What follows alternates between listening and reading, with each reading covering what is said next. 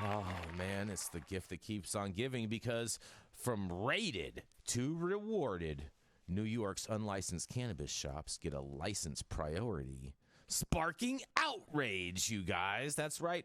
In the 3 years since New York has legalized adult use cannabis, the explosion in unlicensed cannabis shops has drawn the most eerie among legislators, law enforcement, and residents. The subject has galvanized lawmakers on both parties, Governor Kathy Hochul, and stakeholders in the state's legal cannabis industry, prompting public outcry, new legislation proposals, and the governor calling the whole thing a disaster.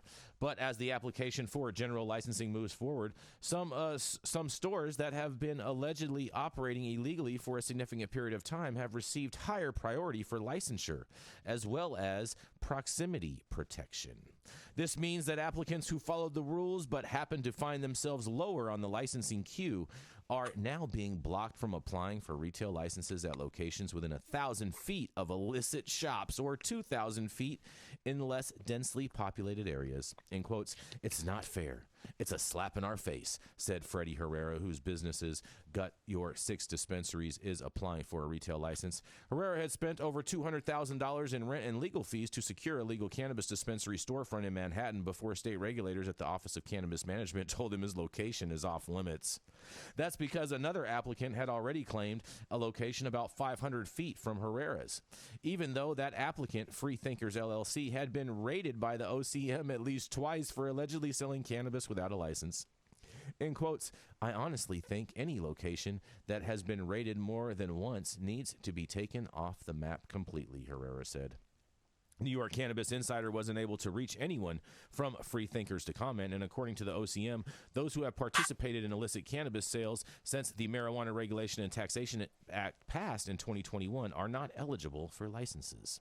In quotes, "Applicants found to participate in the operation of illegal cannabis dispensaries will not be recommended to the Cannabis Control Board for licensure," end quote, an OCM spokesperson told New York Cannabis Insider. The OCM says that the regulatory review of applicants' proposed locations is done separately from a review of the full application, and proximity protection does not guarantee an applicant will receive a license, as in the case with Free Thinkers, they say.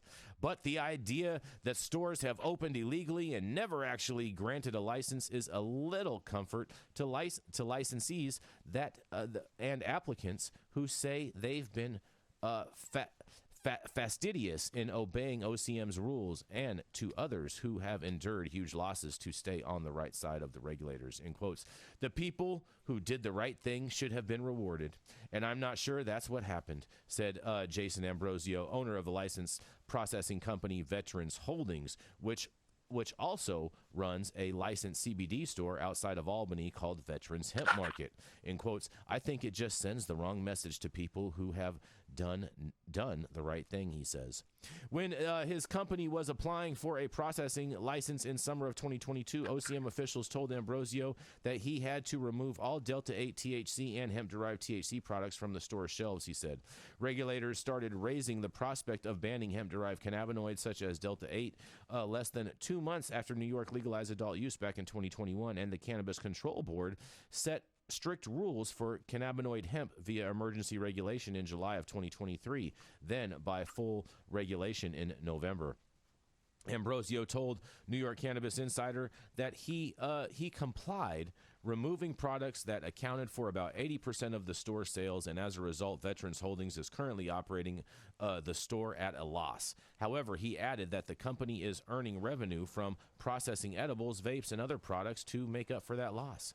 Meanwhile, Ambrosio said a hemp store in his region has continued to sell the same intoxicating cannabinoids that the CCB banned, and the store is an applicant for a retail license and currently enjoys proximity protection.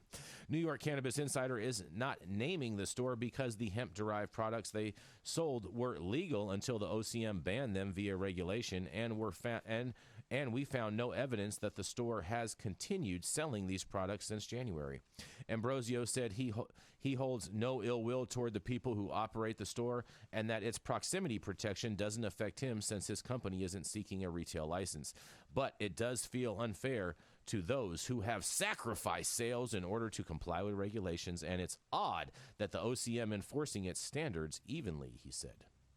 Issues surrounding enforcement are nothing new for the OCM, according to a leaked audio which NY Cannabis Insider reported in November. OCM officials have been aware of out-of-state companies breaking regulations but have declined to enforce their own rules.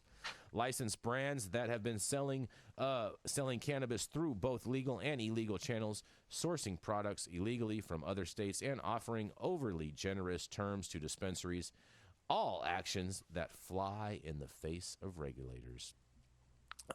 Damian Fagan, OCM's chief equity officer, acknowledged in a recording obtained by NY Cannabis Insider that the agency is aware of brands illegally sourcing product known as inversion and offering dispensaries unlimited time to pay back their invoices.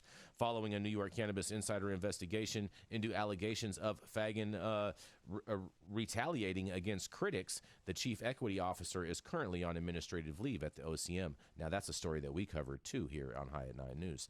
Herrera, who is trying to open a legal dispensary in Manhattan, said he thinks the OCM officials should review whether locations have a history of alleged illegal activity and community support before providing proximity protection. And during a meeting on December 12th, Manhattan Community Board Number 1 opposed a motion to recommend free thinkers for a dispensary license in addition to concerns about the building. The board wrote, in quotes, "The current location has been raided and closed down due to illegal cannabis and tobacco sales, and the landlord has allowed the business to operate there for over a year, according to the meeting's minutes." During the same meeting, board members approved Herrera's gut your six dispensaries and noted the community board found no significant objection to the application. Philip Bolden, the director of public policy at Albany-based lobbying firm Schenker, Rosso & Clark, said it's bad optics for the OCM to protect locations for applicants with a history of alleged illegal sales, and it's even worse. Bolden said that regulators won't allow Herrera to apply with his location approved by a community board because the agency provided proximity protections to another dispensary, which the same community board rejected. In quotes, "It's not a great look to elevate someone who continues to do a runaround of the law," said Bolin, who represents Herrera. However, he acknowledged that it's challenging for regulators to create a foolproof method to completely avoid alleged illegal shops from advancing through the licensing process. So they're basically saying they can't stop it. It's complicated. There are thousands of people who put in applications, and there are certainly going to be some bad actors, Bolin said. People are going to slip through the cracks. Bolin is optimistic that Herrera's situation will eventually work out in his favor, but Herrera both expressed frustration that a store that has experienced multiple raids was given proximity protection in the first place. Herrera said that he's not interested in battling unlicensed shops. He just doesn't want his application blocked by one. And in quotes, it says, "I don't care if OCM turns around to them and says, go find a different location," Herrera said, "but it's not fair to me, and it's not fair to other applicants who are doing the right thing," he says. Well, I mean, New York has a history of not doing the right thing when it comes to cannabis, and I seriously doubt that they're going to start doing the right thing. But nonetheless, I can't wait to hear what you guys have to say. And this is Jason Beck for the High at 9 News. What do you think about this? Well, yeah, there's a little bit to unpack here. For starters, I do not agree with Herrera, who says that anybody who's been raided should be disqualified. Being raided doesn't mean there was any merit to the raid. And so unless there's a post-raid fact-finding process where an independent arbiter of information decides that that place was out of compliance or broke the rules, the mere notion that the raid itself would disqualify a store, to me, on its face, seems like it doesn't include enough due process. The other thing about Herrera is he said he spent $200,000 on legal and rents before he found out that he was what we call radiused out by the 500 feet. You should have talked to me, dog. I would have helped you lower your startup costs prior to figuring out that there was a location less than 500 feet away that would disqualify.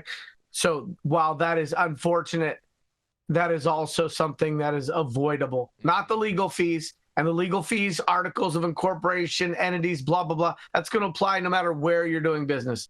Mm-hmm. But the fact that you are $250,000 in before you this notion that there was a nearby permit pending retailer that would disqualify that location, some of that is avoidable. Doesn't mean I don't feel bad, but it does mean that some of this, people look at their losses or their costs to date and they say, look, I've got this much in. And yeah, you do have this much in. And how much of that is based on proper execution, best practices, and how much of that isn't, I don't know. The thing that's really challenging is we know that prohibition doesn't work. We know that pitting regulated against unregulated is probably not going to work.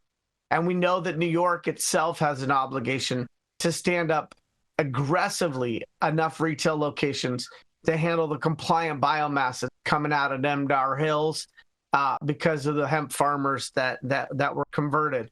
And New York has done a terrible job. And so I can understand why these people who have tried to participate and do the right thing, deal from the top of the deck and not cut any corners are feeling frustrated. I've always said that I think the bodegas are a symptom of a lack of coherent regulated opportunity. And so I think that I don't think enforcement against bodegas is going to make a hill of beans difference. I think creating a coherent, profitable regulated industry solves for all of it. Fair enough. Rico, what do you think about this, Rico? You're on mute, Rico. You're on mute. Yeah, you're on mute.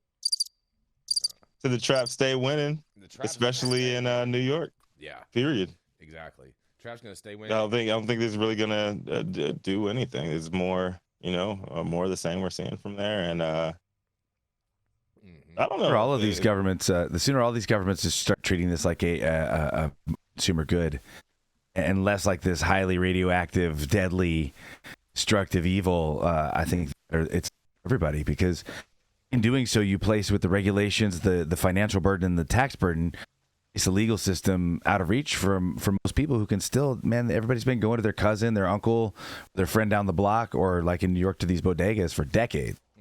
And it's really hard to all of a sudden convince somebody to pay 2 to 3 times as much for a lower quality weed. Like, how does that make sense? Very true. Very true. And oh, go ahead, Yara. I just think, it's tough for regulators because on the one hand, they need to provide opportunity that the regulated market provide that the unregulated market can't provide. And on the other hand, there needs to be a path for people who are operating in a way that is outside of the current guidelines to be able to operate inside the current guidelines. And there needs to be a little bit of feeling, okay, that didn't check out, but let's get you into the system here. Let's get you compliant. I think when we look at these bodegas, again, they are a symptom. They're not the problem. The demand for cannabis in New York exists. And that demand has been met for a very long time and will continue to be met with or without coherent regulated opportunities. And so the quicker we can say, let's bring all of this under a regulated roof, let's make sure we've got safe products, let's take a little bit of taxes, everybody wins. Yeah, and Yarrow, you brought up a very excellent point. I just want to reiterate that the lack of due process in regards with what these gentlemen are saying. I totally agree with your statement. Just because there is a raid doesn't necessarily mean there was a crime or they found evidence of that crime there.